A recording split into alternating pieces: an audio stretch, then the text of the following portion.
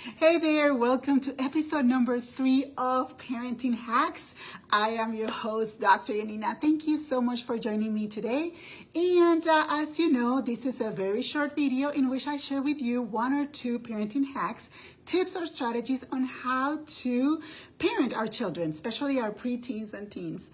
And today, I'm going to be talking about sibling arguments. And I'm going to divide it up in 2 separate videos, 2 separate episodes. So I'm going to be sharing with you 2 parenting hacks today. And in my next video, I'm going to be sharing 2 more. And yeah, sibling arguments. I'm sure that you're going yes, I hate my kids when they argue. And most parents do. But I'm here to tell you that when done right, sibling arguments is a good thing. And I understand, when your kids they get on each other and they start arguing about who left the toilet unflushed, or who stole the phone charger, or who took my blouse, or, they argue about anything and everything. And of course, it can be annoying. And that's why I want to share with you a couple of tips to help you coach your children so they have a productive argument, so they're able to express themselves without offending one another and come up with a conclusion. Whether the conclusion is like, there's nothing else to say, or an apology, or admitting a fault, whatever that conclusion is, we've got to train our children to be able to have productive arguments. Because the truth is that even though we want our children to have no arguments, and in the perfect world, we would love to see them getting along and never arguing about anything, the reality is that if we all agree with each other, there will not be innovation. There will not be problem solving. There will not be fighting injustices. There will not be growth. We will not move forward because we are all thinking the same way. It is when we think differently and we are able to express our differences that things happen, that change takes place. So if we teach our children to have a one-way thinking kind of thing, we know that that's not a healthy thing. We know that that's not reality. We want them to express their opinions and when they disagree, but they need our help to learn how to do it the right way. And by allowing our children to argue and us as parents coach them along the way, we will help them be, or have productive arguments. And that's why we're here. So again, today I'm going to be sharing with you 2 tips to help you coach your tween or teen children during arguments so they learn to have these productive arguments. Believe me, they will appreciate it, especially when they grow up or even when they're dating. So anyhow, we don't want to think about dating at this age, but it happens. So one of the things that I want to share with you, which is tip number 1, is stay calm and listen. And you heard me say this before, the value and the importance of staying calm during heated conversations, during heated situations, because we parents have to be the models of our children, and we want to model the behavior we want to see in them. And that's why when your 2 kids are on each other, yelling at each other, screaming at each other, if you start screaming at them, you are telling them that screaming is the way to have a conversation, that screaming is okay. And what is going to happen is that they're going to scream louder because they want to talk over each other and they're going to talk over you. And it's going to be a disaster. So staying calm, my friend, is super, super, super important. And for as much as you want to put duct tape on their mouth and hang them from a tree, resist that urge. Instead, stay calm and model the behavior you want to see in your kids.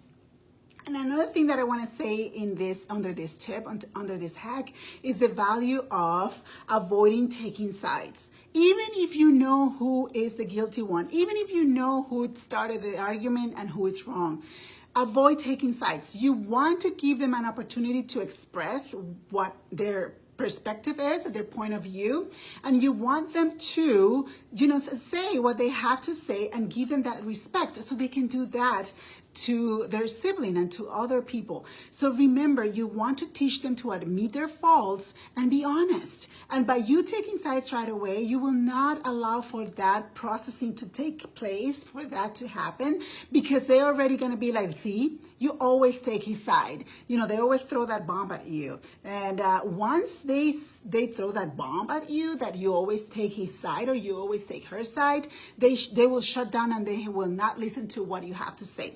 So it's important that you avoid taking sides when this is happening. Let them explain what the situation was, and then because you were a witness, you will be able to give perspective to that situation after you listen to both sides. Let them arrive there with your guidance. They need to admit that it was their fault, but they're going to need help with that.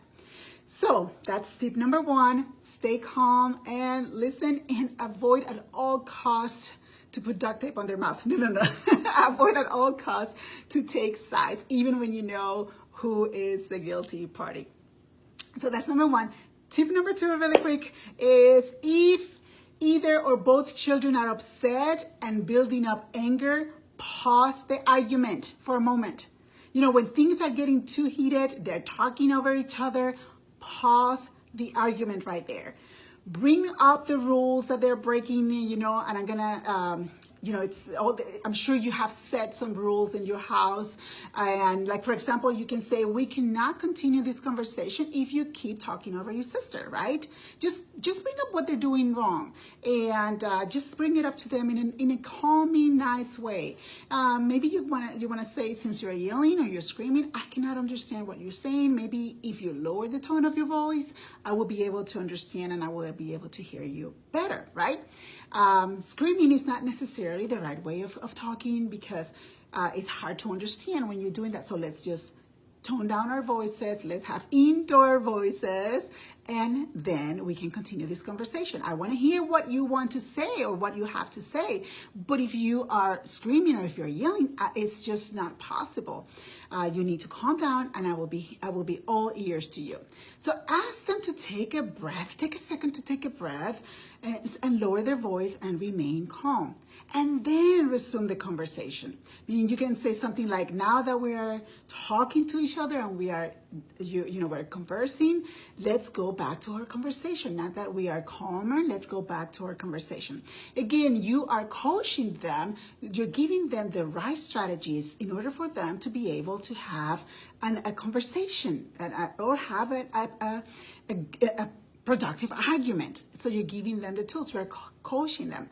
So there you have it. These are the 2 hacks that I have for you. The first one is stay calm and listen and avoid taking sides. And the hack number 2 is if either or both of your children they're upset and building up anger, pause the argument for a moment and have them to calm down, to get back to their core and to kind of like re-ground themselves so they can have a conversation. And as you're doing that, you're also teaching them strategies to calm down. So the breathing techniques or whatever strategy you use, you're helping them to take a moment, pause, take a moment, and reground so they can go back to the argument. And letting them know that, getting upset is natural. It's just part of us.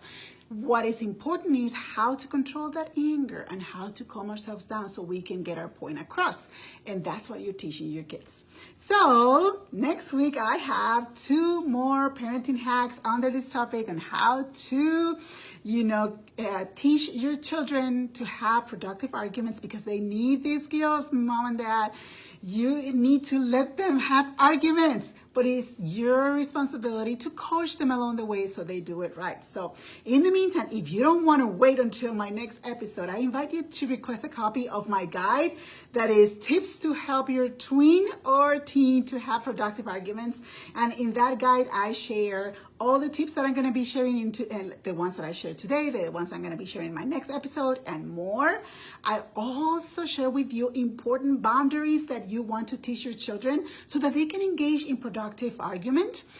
And I also talk about why telling our kids, if you have nothing nice to say, don't say anything at all, is super detrimental. Please don't do that to your children. And in my guide, I explain why saying if you have nothing nice to say, don't say anything at all is so detrimental, especially when it comes to interpersonal relationships, and especially when it comes to develop their character. So if you want to know why I believe in that, even though our moms and grandmothers and fathers and everyone in the past have been telling us to not say anything if you have nothing nice to say, check out my guide and request your copy on my website, which is www.dr, as dr, the letter D and the letter R, dryaninagomez.com/sibling arguments. Once again, dryaninagomez.com/sibling arguments. So I can't wait to share my next 2 parenting hacks with you in my next episode. So stay tuned, and I wish you a wonderful week. And you know what? Keep in mind that we're moms and we are humans and we're not perfect. We make mistakes. I make mistakes. You make mistakes. We make mistakes. Don't punish yourself for making a mistake. Don't put yourself down for making a mistake. Instead of just try to get better and better every day. You know, try to be a better mom, and don't punish yourself when you make a mistake. I make mistakes, as I said, and the more you're aware of it and the more you are into getting better, the better it will be for you as a person and for your kids and, you know, and your family. So I will see you next time. Have a wonderful week. Bye.